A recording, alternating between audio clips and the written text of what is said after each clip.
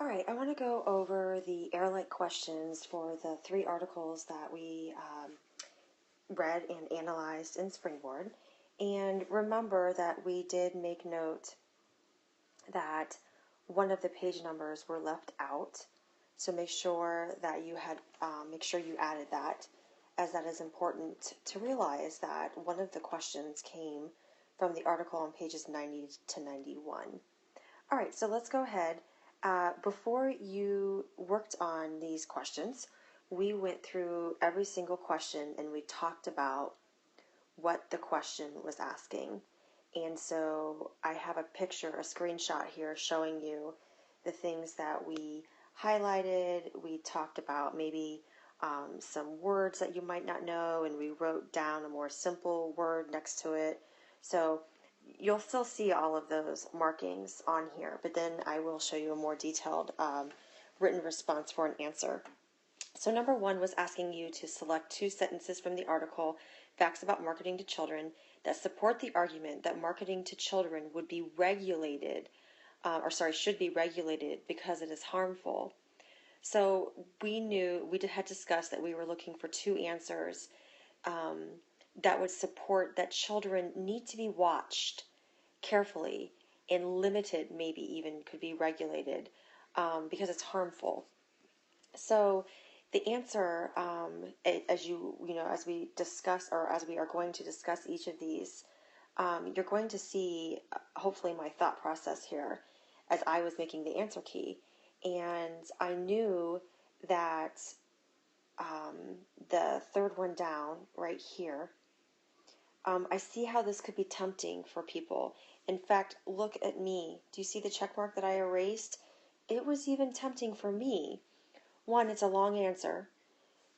Two, honestly, when you sit here and you take a closer look at it, it's talking about how the professor finds links between immersion in consumer culture and depression, anxiety, low self-esteem, and conflicts with parents.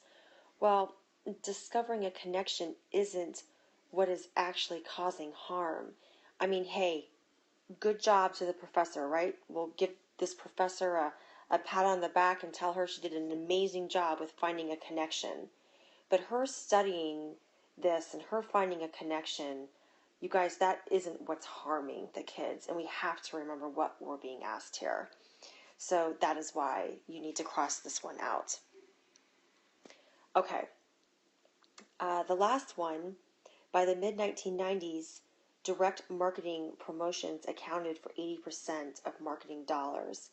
Well, just because it accounts for 80%, like this is where it's going, and this is the amount that it's making, this is not, again, coming back to what's originally being asked, which is what's being harmful. So because of that, this answer won't work. These two, however, definitely can cause harm.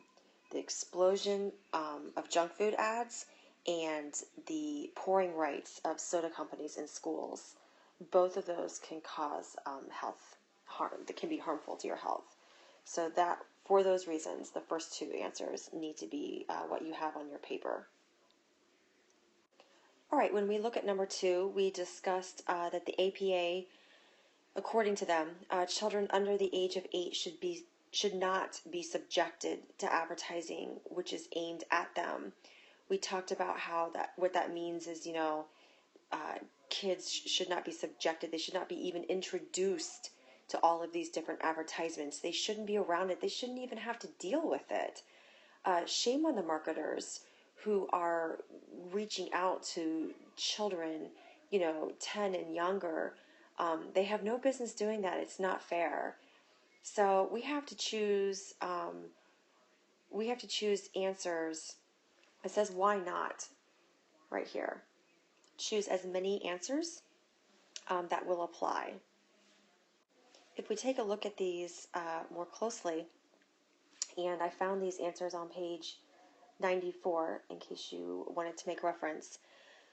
But look, I looked all through the article, and as tempting as this is to check, I guess, look, I'm not the end all be all. Maybe some people think that you could check that one. it does say that you can choose as many answers that apply. I couldn't find that in the article to be a fact. I know that little kids don't have money, but then I was like, well, what if they have an allowance? So now they have money. So I guess I kind of see both ways, both sides to this. But the bottom line for me, why I did not pick it, was because I couldn't find it in the article. And I know that these questions and these answers are supposed to come straight from the article. All right, the next one. They are unable to critically comprehend televised advertising messages. Yes, this was in the article. And they are prone to accept advertising messages as truthful. This was also in the article. So I felt very comfortable checking these two off as my answers because I was able to find them back in the text on page 94. So if you want to go back to page 94 and look a little bit more carefully, you'll find them too. They are exposed to over 100 forms of advertising per day. How many and in what format? That's not relative to why children under the age of 8 should not be subjected, why they shouldn't even be introduced. I understand that there's 100 different forms of advertising per day, but that doesn't really explain why children shouldn't even be around it. So for that reason, I knew that one wouldn't work. And I want to just point out really quickly, you can see my thought process here. Okay, even when I'm making the key, I too am using process of elimination. I too am working out my thoughts. And I mean, look, there's a reason why there's only 6 or 7 questions. It's because they're hard and they take time to answer. And if you think you're going to quickly answer them by skimming through the answers, you're discovering right now, as you are probably fixing all of your incorrect answers, that that isn't going to work. That you truly have to take the time and dissect each question, analyze what and interpret what it means before you can even do this, before you can roll them out. Look at all my writing in my notes. This is helping me understand why these can't be it. So if we look at this one, in 1983, 100 million was spent on television advertising to kids. Again, how much they spend on television advertising to kids is not a reason why kids should not be around it. In fact, that's explaining why they are around it, because so much is spent on it. But that's not a reason why they shouldn't be subjected. They shouldn't be subjected. They shouldn't be around this kind of advertisements because they're so young that they're going to believe it all, that they are not able to critically comprehend that there might be bias in these messages, and they can't distinguish the difference between truth and lie. So for these good reasons, that it makes sense to pick these two. But down here, the last two, they are unrelated. They have nothing to do with what the question was asking. If we look at number 3, we discussed that we were looking for the main reason that the Obama administration is proposing that food makers adopt voluntary limits on the way advertisers market to kids. So we discussed that the word proposing, it's a suggestion. The Obama administration is suggesting that food makers limit the advertisements that they send out to these kids. So if I look at my answer, my thought process here, I let you know it's on page 118. So if you want to, you should have the article out in front of you. Look back on page 118 if you are concerned or want to know where I got my answers from. So, parents believe that the food industry goes over the top in their marketing to kids. That was definitely in the article. I found that on page 118. It supports why it is one of the main reasons that the Obama administration is is suggesting that food makers adopt voluntary limits on the way advertisers market to kids. And so this is in the running. You can see I put a check mark there because I was thinking this could be a good answer. McDonald's uses Ronald McDonald to entice kids to eat at their fast food restaurant. Look, I remember this being in the article. It's correct. It's legit. So I'm not prepared to rule that out quite yet. Then I go down below, tigers and, okay, so all of these, it's not a main reason, and I don't think that the Ronald McDonald really is a main reason either. So I'm going to rule that these are too specific. Yes, Webkinz were talked about in the article, but that is not a main reason as to why parents or why the Obama administration is proposing that food makers adopt voluntary limits. Webkinz don't really have anything to do with food. Let's just start there. It's a stuffed animal. So that's why that won't work. So honestly, I think the most general one, because I know I'm looking for a main reason, so very general, is that overall, parents believe that the food industry goes over the top in their marketing to kids. And so I agree. I think that this one right here is a overall main reason for suggesting that food makers should adopt some limits. All right, question 4. We talked about how you were to select 2 sentences that show how marketers are getting more and more devious in their attempt to market to children. We talked about what the word devious means. We discussed that it meant sneaky, that they are being manipulative. So we have to find 2 sentences that show how marketers are getting more and more devious. It's letting you know that it's 2. Unlike right here, look, an error will do this. This one says choose as many answers as possible. As many as possible. But this one, they are restricting you to only 2. That is why it's very, very important to make sure that you read the prompt. I mean, even here, up at top in number 3, they ask for a main reason. So that in the word is indicating that this is not more than 1, or it would have been R. So main reason, I know that I can only pick 1. So if you don't read the questions carefully, you're not going to know how many answers you can have. I mean, look, we just went from as many as that apply to only 1. And now look, we're in number 4, and it's saying precisely 2. You have got to slow down and really examine what they're asking. So I need to find 2 ways here that they are being sneaky. So let's take a look. Number 4, I decided on page 116 that they are posting ads on websites designed for children. This is Webkinz. That is so sneaky.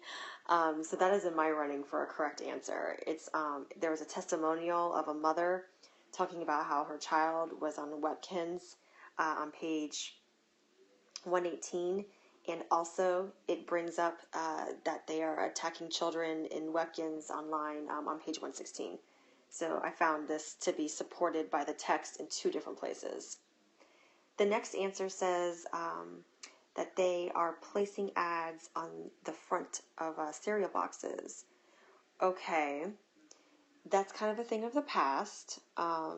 They were placing ads on the front of cereal boxes a long time ago, but now that we have digital world, more and more marketers are attacking children through their device, whether it be online games, whether it be on your cell phone. So a thing of the past was getting to kids through cereal boxes. I don't really think that is what's happening today. The next one talked about how movie videos are being placed in online games. That was on page 17. I found that in the text, so that is in the running for a good answer. And then the last one, advertisers place ads on Saturday morning cartoons. Yes, in the past.